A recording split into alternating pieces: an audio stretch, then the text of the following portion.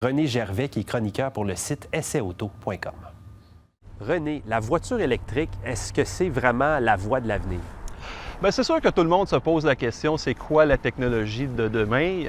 Actuellement, il y a quand même déjà plusieurs alternatives au niveau de la voiture hybride, mais il y a aussi la voiture purement électrique. Personnellement, j'ai de la misère à croire que c'est l'avenir au niveau de la voiture purement électrique parce que, bon, ici, premièrement, au Québec, on a des hivers très rigoureux et ça a été prouvé que la batterie perd beaucoup de son autonomie, donc c'est très difficile à ce niveau-là.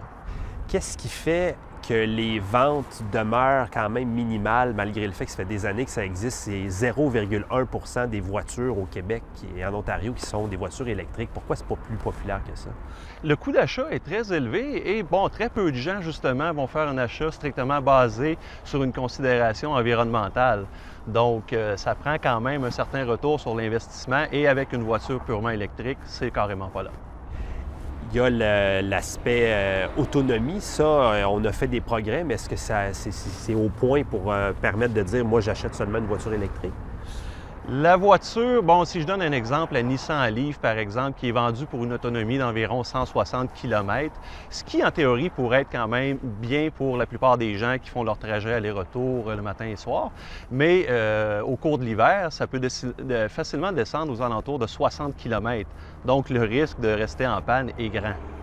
Est-ce que ça devient plus attrayant quand même? Il y a des subventions. Est-ce que les constructeurs font des efforts pour diminuer les prix, pour rendre ça un peu plus attrayant pour les consommateurs? C'est sûr que, bon, au niveau des prix, on a vu quand même une stabilité à ce niveau-là. Donc, je trouve pas que la voiture électrique est encore tellement attrayante en termes de prix. Des conseils, si moi je veux m'acheter une voiture électrique, qu'est-ce que je devrais considérer? Bien, c'est sûr que dépendamment du budget, il y a la compagnie Tesla qui font d'excellentes voitures avec des autonomies d'au-delà de 400 km et des recharges en dedans de 20 minutes. Mais à ce moment-là, on parle d'une voiture qui est au-delà de 100 000 fait on comprend que c'est pas pour monsieur tout le monde.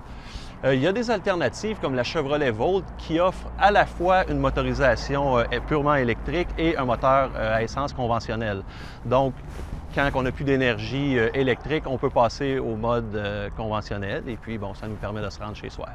Donc, est-ce que, selon vous, c'est mieux d'attendre un peu avant de se tourner vers la technologie, qu'on continue de l'améliorer? Définitivement. Moi, personnellement, j'aurais un problème à investir dans une voiture purement électrique aujourd'hui. À tout le moins, ça ne serait pas ma seule voiture, j'en aurais une autre.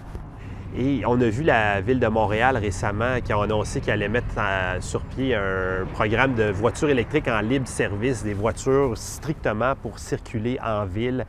Est-ce que c'est peut-être là la niche pour la voiture électrique, une voiture qui ne nous permettra pas d'aller sur l'autoroute, mais qu'on va pouvoir utiliser en ville? Bien, tant et aussi longtemps qu'on va avoir un réseau de distribution de bornes électriques accessible et que c'est pour une utilisation urbaine, absolument, ça, c'est une belle niche pour la voiture électrique. Et sinon, ça demeure... Quand on parle de faire de longs trajets, la technologie est tout simplement pas là encore. Bien, René, merci beaucoup. Ça m'a fait plaisir.